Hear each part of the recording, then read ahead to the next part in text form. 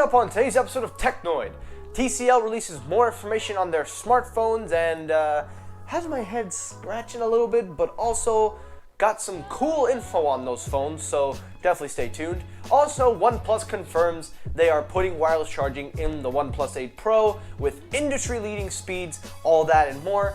And lastly, as obvious, the Samsung Galaxy Fold follow-up is coming out. But what exactly will it be? Will it be a budget one or an absolute flagship beast? All that and more, so stay tuned. Hold on 1 second, lug nuts. Hold up, time out. Aren't you a Giants fan? No, I'm Jets. What the hell are you wearing a Giants shirt for? The shirt was on clearance? Yeah, you say you're a Jets fan, but you ain't no Jets fan, bandwagoner. What do you mean bandwagoner? I ain't no bandwagoner. Yeah, bandwagoner. Lug nuts. Come on, man. I'm not no damn bandwagoner. Just because I wear a shirt doesn't mean I'm not a damn bandwagoner.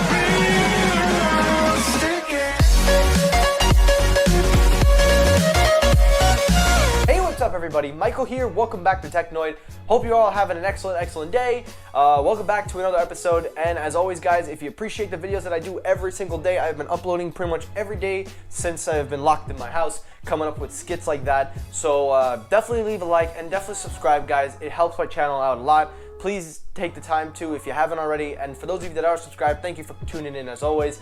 So let's cut the BS. Let's get right to it. Story number one, let's kick it up, Samsung. So, as you know, Samsung has made the Galaxy Fold, the Galaxy Z Flip, and the Galaxy Fold 2. The follow-up to the first one because the first one was really a mess.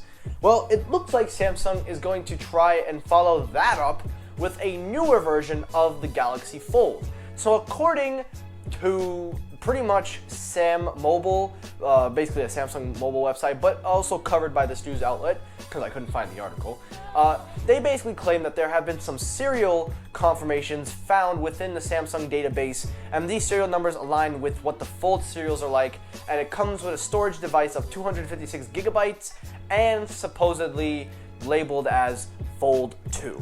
Now, there is not a lot of information about this phone, but all we do know is that a lot of people are saying this is going to be a budget version, going to be like a cheaper version. Well,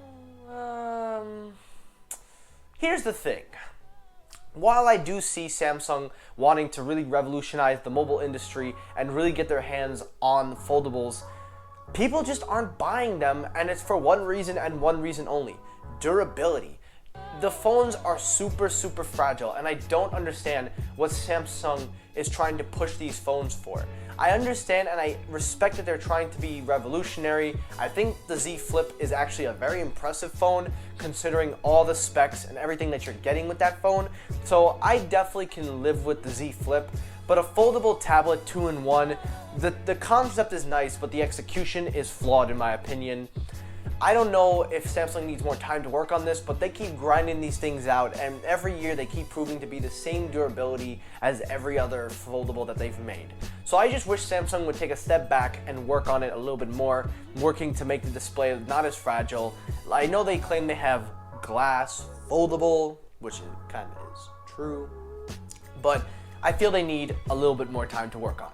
So that's it for the Galaxy Flip 2 or Fold 2, whatever it's going to be. It's supposedly going to be like a lighter version, so if you want a foldable but half the price, keep your eye on Samsung. Now let's kick it over to OnePlus. So continuing with OnePlus, as you know, I have been extensively covering the OnePlus 8 Pro, and I've been saying how this phone is pretty much going to be the flagship of OnePlus's era, basically the most modern flagship. It has everything a flagship would want, and the biggest feature that everybody's been wanting, and it's finally coming, is the wireless charging. Now, I have said in the past, in previous episodes, that the OnePlus 8 Pro is going to have super fast charging of wireless speeds up to 30 watts. That is incredible for wireless charging speeds, and OnePlus is backing up the claim, not confirming the wattage, but confirming they will be leading in industry-changing speeds with their OnePlus charging stand. Obviously, with all OnePlus products, they are proprietary, meaning you have to use their hardware to get the best experience. But I gotta tell you, I am really excited for OnePlus devices. OnePlus is actually making me tempted to switch over to their smartphones. Not because Samsung stinks, not because of anything like that, no. Just because of how much value you are given when you give your money to them, and in return, you're getting flagship-like experiences. So OnePlus is making a lot of talk, and I think it deserves that talk for a very good reason. So I hope you guys keep your eyes on that, and definitely let me know your thoughts down below if you're excited for the OnePlus 8 Pro. So that's the OnePlus 8 Pro. And last story up of the day, let's kick it up now with TCL. Now, a few months ago, I talked about TCL making smartphones. There wasn't a lot of information out about these phones. Well, now they have been all released, and the breakdowns are very easy. So if you thought that these phones were flagship premium phones, you'll be surprised to know these are not the case, as these smartphones are all mid-ranges. However, the top tier one, the 5G Pro, whatever one, so there are three models. You have the TCL 5G, the TCL 5G Pro, or 10 Pro, whatever they're calling it, and then the TCL 10L. So basically the L is the bare bottom minimum. That will have a Snapdragon 665. That actually, I would just say avoid that one. But the price point is very compelling at $299 respectively. Then you have the TCL 5G. That one is going to be the biggest one that everybody is keeping their eyes on. It will have the Snapdragon 765 with a 5G modem inside. You will also have a good quality OLED display, in-display fingerprint scanner, 64 megapixel, I'm going too fast. We gotta slow it down.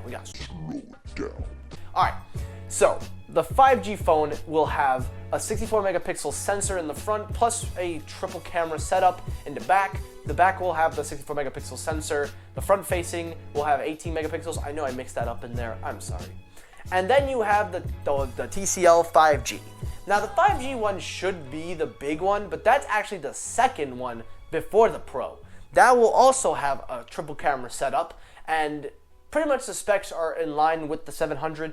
But the main thing I want you to get out of this is not the specs, but the price point for these phones. The rumored price point for the Pro and the 5G are supposedly $100 difference. So it would be $749 for the TCL 5G Pro, and then $699 or $649 depending on how they do this. Now these prices aren't confirmed; these are just rumored mock-ups.